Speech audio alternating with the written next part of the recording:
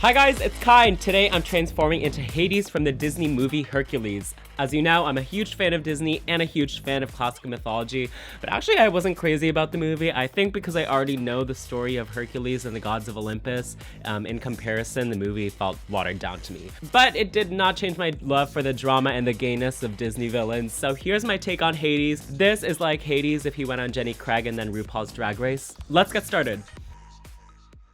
Can you guess what the first step is going to be? If you guessed Gluestick, you'd be correct. I'm gluing the brows upwards so that they lay flat down, and I just have a super flat canvas to do whatever I want. Powdering them dry, and then I'm going to start painting. I'm using this Makeup Forever Flash palette, and I'm mixing the black and white and a little bit of blue to make a bluish gray color. As you paint, you can add black and add white to make darker and lighter shades of your midtone color to use as contour and highlight. Even though most cartoon characters are just one flat color, it's not really a cute look for real life. We want to add dimension and shadow and accentuate our bone structure. So I'm adding shadows along the perimeter of my face. It also makes it look more pulled back, and it draws the attention right to the center of the face so that the eyes can just be the focal point.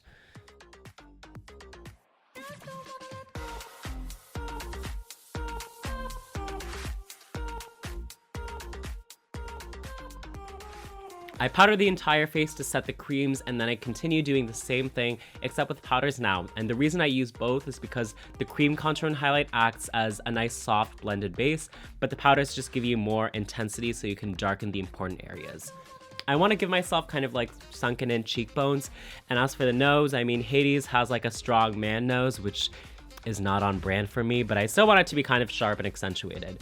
Moving on to the brows now, I'm drawing them in with a black liquid eyeliner. You might notice that I add a few hair strokes at the beginning, and adding some more texture and strength here just makes the brows look a little bit more furrowed and angry, like you were like permanently curling them together.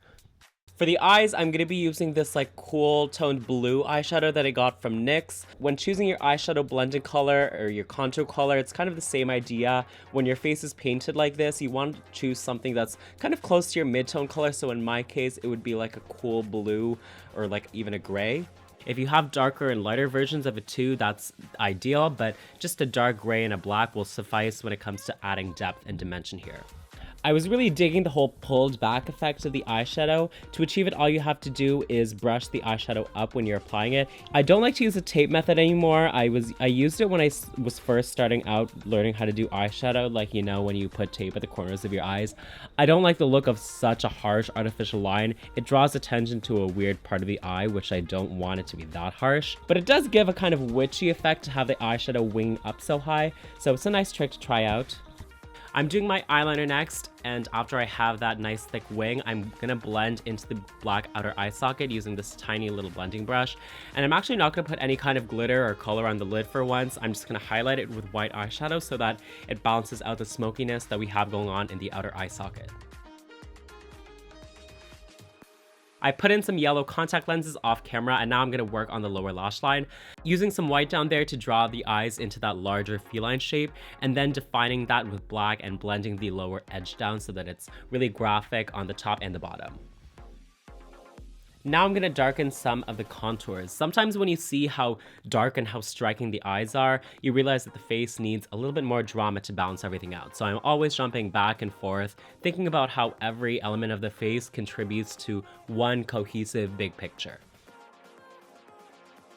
For the lips, I've chosen to do just a simple black lip, but before finishing the eyes off, I'm gonna paint my body. This is a water-activated paint, which is best for coating large surfaces. I just mixed black and white and blue again. If you don't have water-activated paints, you can use the same cream colors that we used on the face. It just takes way longer and can be susceptible to more smudging, so I prefer to use water on the body when I know I don't need as much detail as I want on the face. I don't know why I like to do lashes last. I feel like they are just so gross and a chore to wear that I wait until the last minute to put them on. But then I'm putting on this like little toga that I made. It's literally like one seam down the edge and then you hem the edges and make a knot. So I didn't make a tutorial for that. I did, however, make a tutorial on this hair though. If you notice, it's the same blue hair as you saw in my Marge Simpson video from yesterday. I just cut it and styled it and added some colors. But I hope you guys like this video. Let me know your thoughts and what else you want to see on my channel. I have tons more videos like this coming up this Halloween season. I can't wait to show you guys what characters I put together, and I hope to see you all in my next video.